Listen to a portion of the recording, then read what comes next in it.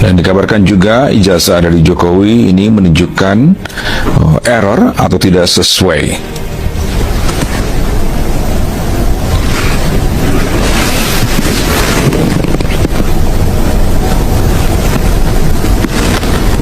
Baik, pemirsa, sementara itu hari ini sekali lagi dalam gelar perkara khusus kasus dugaan ijazah palsu Presiden ke-7 Republik Indonesia Joko Widodo.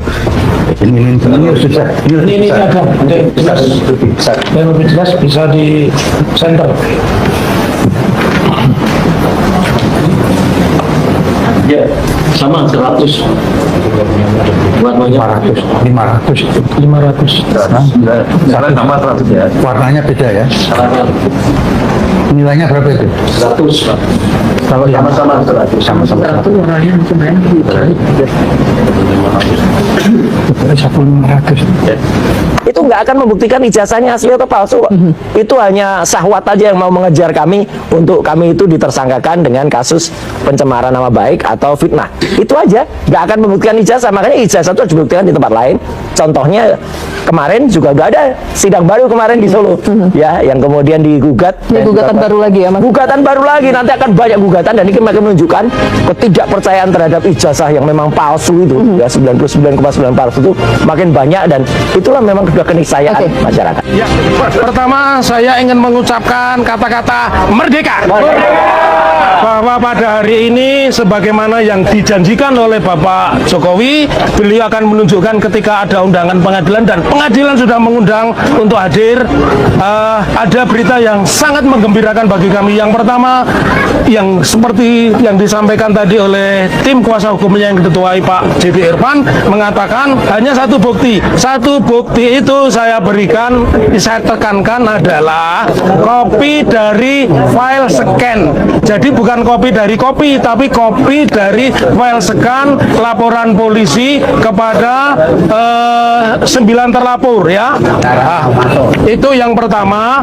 Kemudian yang kedua, otomatis berarti tidak pernah di dalam persidangan hari ini, dan tadi majelis hakim mengatakan kalau sampai tanggal 13 tidak bisa menunjukkan bukti tambahan, artinya memang tidak pernah ada ijazah yang dihadirkan di persidangan, ya.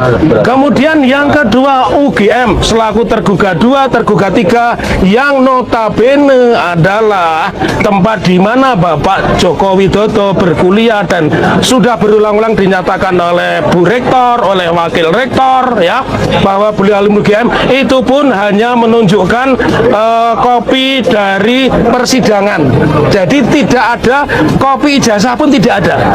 Yang keempat, yang sangat menggembirakan, polisi selaku pihak yang menyita ijazah, ya, yang kami gugat, dan inilah yang saya bilang kecerdasannya, polisi tidak mengajukan bukti.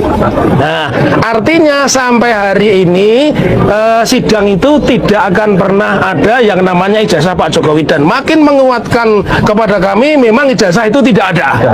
Tidak ada, ya. Oleh karena itu secara teknis lebih rinci nanti disampaikan rekan kami, dan juga prinsipal akan kami tunjukkan ijazah. Jadi harapan kami hari ini kami bisa melihat, meraba, menerawang ijazah itu tidak akan kesampaian, begitu. Nah, ya, terus ini saya ralat kembali saksi. Jadi mekanismenya tanggal 13 itu ada 2 versi.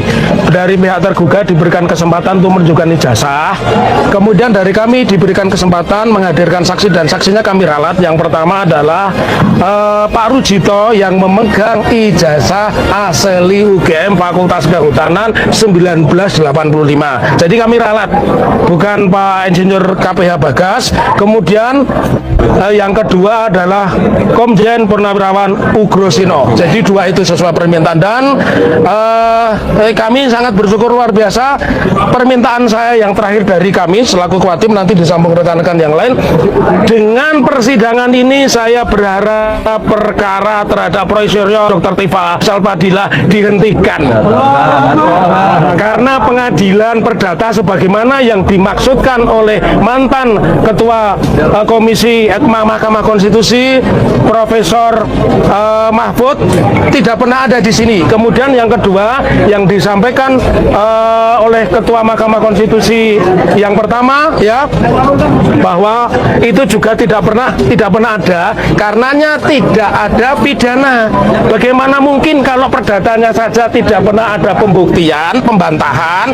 Kalau di sini ada ijazahnya Pak Jokowi dan asli, saya sepakat mereka tersangka. Kalau hari ini tidak pernah ada ya, oleh karenanya juga mendasarkan pada pernyataan Ketua Mahkamah Konstitusi bahwa pengadilan perdata adalah pembuktian yang paling kuat, karenanya tidak ada alasan untuk mentersangkakan, dan saya berharap itu untuk dihentikan perkara itu. Saya kira untuk pembelajaran kita memang lebih baik diputuskan di pengadilan akan lebih baik untuk pembelajaran kita semuanya. Dan Bapak juga pernah berjanji kalau sampai ke pengadilan, ijazahnya Bapak akan tunjukkan di sana, di pengadilan. Ya, itu forum yang paling baik untuk menunjukkan ijazah asli saya dari SD, SMP, SMA, universitas semuanya, dan saya bawa. Sebagai tindak lanjut di dalam persidangan perkara perdata nomor 211 mengenai gugatan CLS yang disidangkan pada tanggal 23 kemarin, yang pada pokoknya sesuai agenda yang telah dijadwalkan hari ini kami bertemu dengan Bapak Jokowi dalam rangka koordinasi dan konsultasi mengenai persiapan adanya pembuktian yang akan kami ajukan di persidangan setelah jadwal yang telah ditentukan oleh majelis hakim. Jangan percaya kalau dia akan hadir. Enggak akan. Itu pernyataannya adalah pernyataan politik, bukan pernyataan hukum.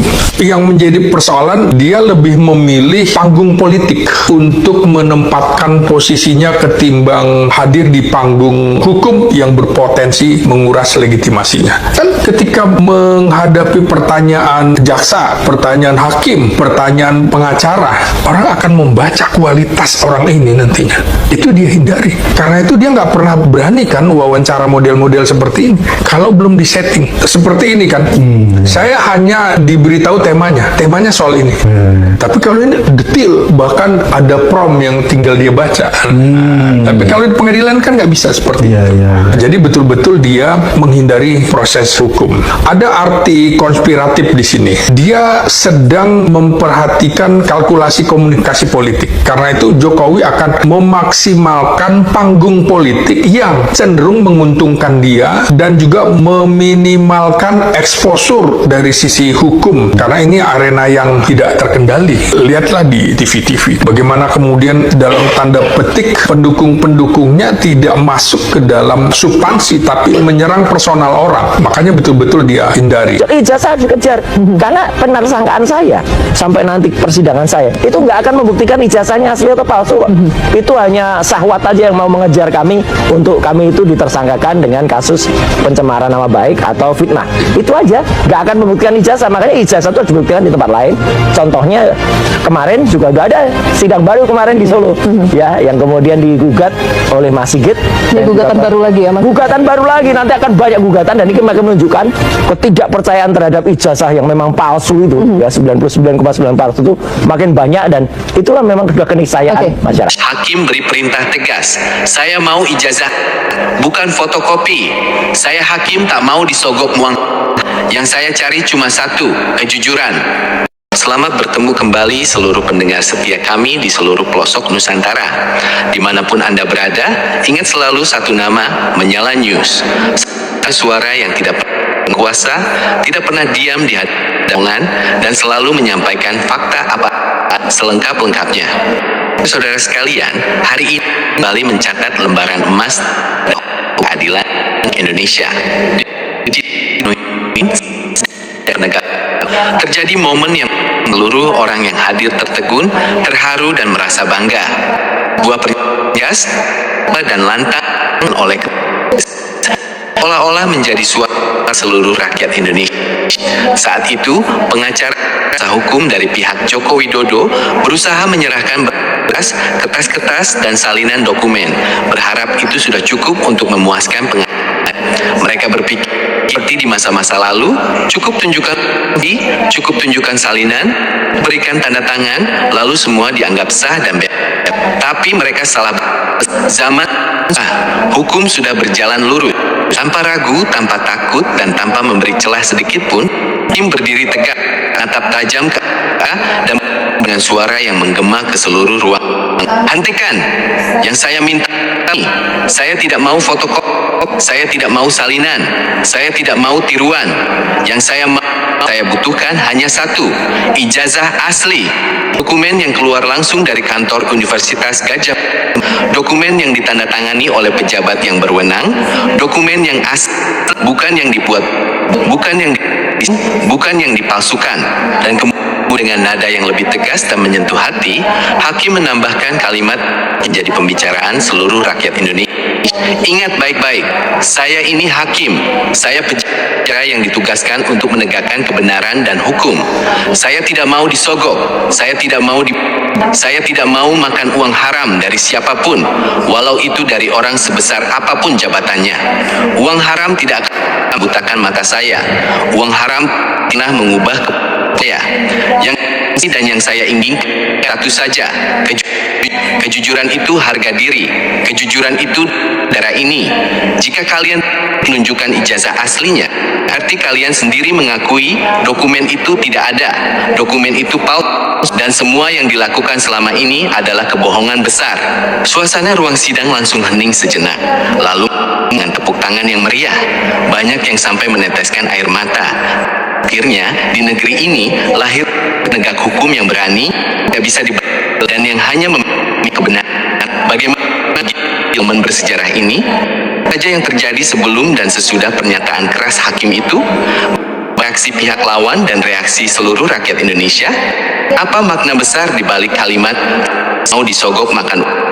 Saya mau kejujuran, semuanya. Panjang, sangat rinci, dan sangat lengkap.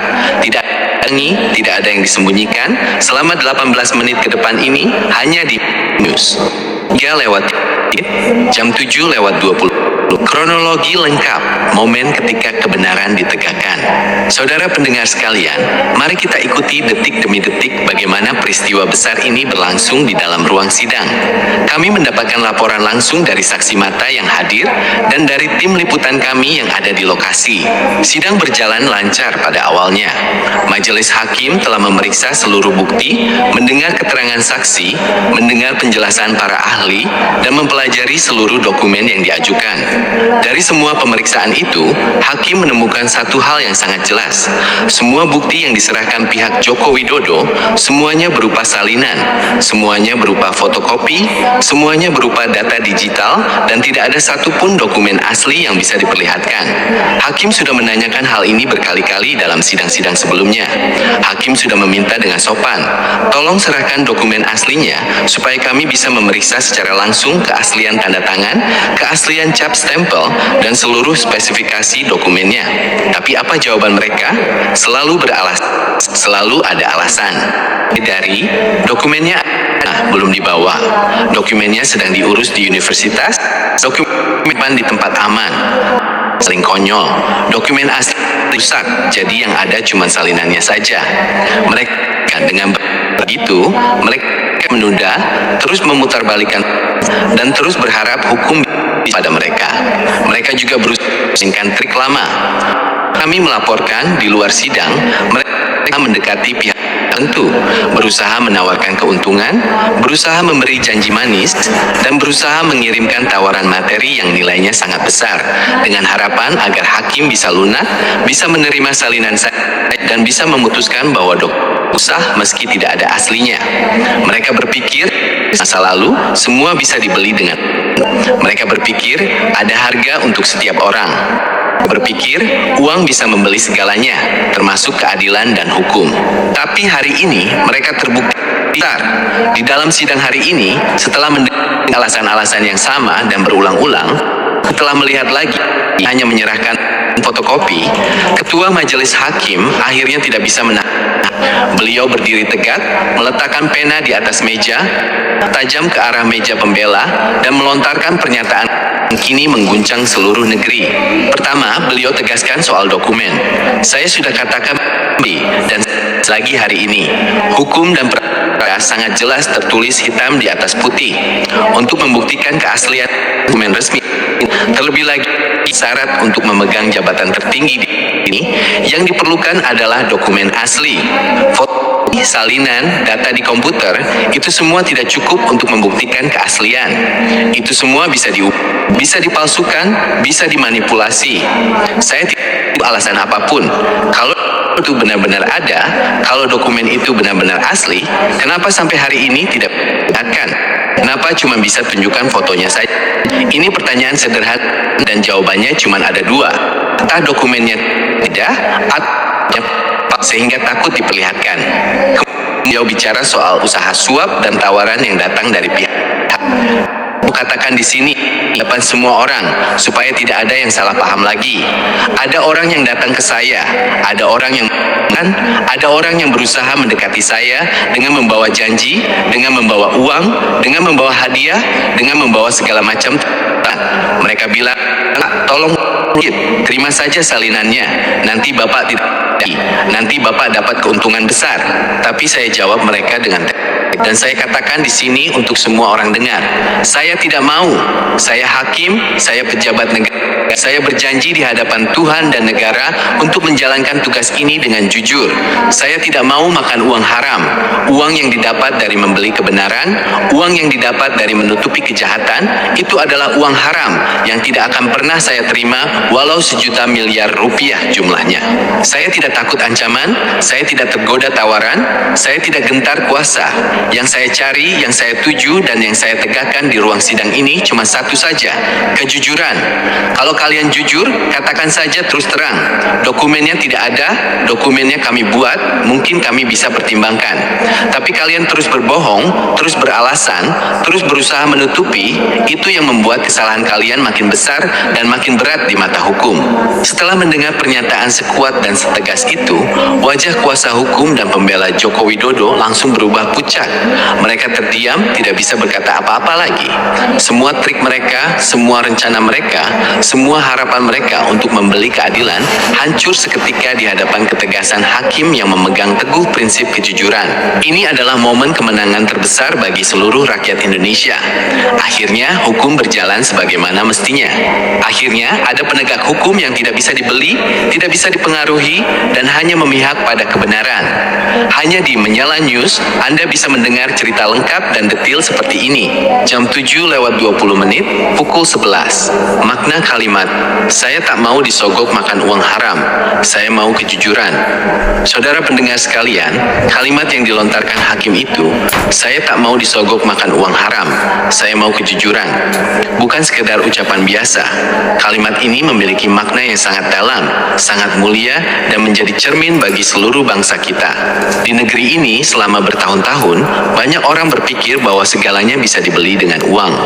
Banyak orang berpikir bahwa dengan punya uang, dengan punya kuasa, dengan punya pengaruh, kamu bisa mengubah hukum, kamu bisa mengubah fakta, kamu bisa membuat yang salah menjadi benar dan yang palsu menjadi asli. Banyak orang yang lupa bahwa di atas segala kuasa dan segala uang ada kebenaran, ada hukum, dan ada harga diri yang tidak bisa dibeli dengan apapun. Pernyataan hakim ini adalah pengingat keras bagi kita semua. Pertama, uang tidak selalu bisa membeli segalanya. Ada hal-hal yang nilainya jauh lebih mahal dari seluruh harta di dunia ini, yaitu harga diri, yaitu amanah, yaitu kepercayaan rakyat, yaitu ketenangan hati. Hakim sadar betul kalau dia terima uang suap, kalau dia terima uang haram, dia mungkin kaya dunia, tapi dia akan hidup dalam ketakutan, dia akan hidup dalam penyesalan, dan dia akan dimakan rasa bersalah seumur hidup. Maka dia memilih kejujuran yang nilainya jauh lebih mulia. Kedua, kejujuran adalah dasar segalanya. Kalau seorang hakim saja harus jujur dalam menjalankan tugasnya, apalagi seorang pemimpin negara. Kalau hakim menolak uang uang haram demi kejujuran, bagaimana mungkin seorang pemimpin negara bisa memakai dokumen palsu, berbohong pada seluruh rakyat, dan tetap merasa dirinya benar? Pernyataan hakim ini seolah-olah menjadi cermin besar yang menampakkan segala kebohongan yang dilakukan selama ini. Kalau dasar jabatannya saja tidak jujur, apalagi yang bisa diharapkan dari kepemimpinannya? Ketiga, ada masih banyak orang baik di negara ini. Banyak rakyat yang putus asa, banyak rakyat yang merasa keadilan sudah mati, banyak rakyat yang merasa semua pejabat sudah bisa dibeli. Tapi peristiwa hari ini membuktikan, tidak, masih ada orang yang berpegang teguh pada prinsip, masih ada orang yang takut pada Tuhan dan pada hukum, masih ada orang yang mengutamakan kepentingan rakyat di atas kepentingan pribadi. Ini adalah harapan baru bagi masa depan bangsa kita. Hakim tidak bicara begitu karena dia membenci seseorang.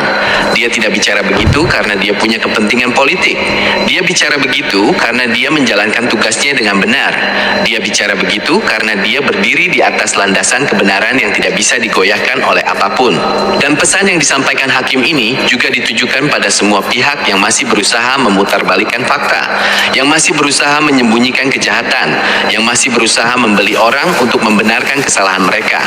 Ingatlah, uang bisa habis, kuasa bisa jatuh, tapi kebohongan dan kejahatan akan selalu tercatat dalam sejarah, dan pada akhirnya kebenaran pasti akan menang. Pukul 11 jam 13:30. Fakta yang semakin terbukti, tidak ada ijazah asli, berarti semua palsu. Saudara sekalian, dari peristiwa hari ini, satu fakta besar akhirnya terang benderang dan tidak bisa disangkal lagi oleh siapapun. Hakim sudah meminta dengan tegas, tunjukkan ijazah aslinya. Mereka tidak bisa menunjukkannya. Hakim sudah memberi waktu, sudah memberi kesempatan, sudah bertanya berkali-kali. Mereka tidak bisa mengeluarkannya. Hakim sudah berkata, kalau asli, kenapa cuma ada fotonya saja? Mereka tidak bisa menjawab. Apa artinya semua ini? Ini artinya satu hal yang pasti, ijazah asli itu tidak pernah ada. Dokumen itu benar-benar dibuat, dipalsukan, dan dipakai untuk menipu seluruh rakyat Indonesia. Kalau dokumen itu benar ada, kalau dokumen itu benar keluar dari Universitas Gadjah Mada, pasti sudah diperlihatkan sejak lama, pasti sudah dipajang di mana-mana, pasti sudah dibuktikan keasliannya sejak awal. Tapi sampai saat ini, setelah puluhan tahun, setelah menjadi pemimpin tertinggi, setelah segala kuasa ada di tangannya, dia tidak pernah bisa memperlihatkan dokumen aslinya. Yang ada cuma fotokopi, cuma salinan, cuma gambar yang bisa dibuat oleh siapa saja di mana saja. Ini membuktikan benar semua tuduhan, semua keterangan saksi, semua bukti ahli, dan semua fakta yang sudah kami sampaikan selama ini. Bahwa data di arsip universitas kosong, bahwa spesifikasi dokumen tidak sesuai, bahwa tanda tangan adalah tiruan, bahwa rektor UGM sendiri sudah mengaku dan meminta maaf, semuanya itu benar adanya. Dan yang paling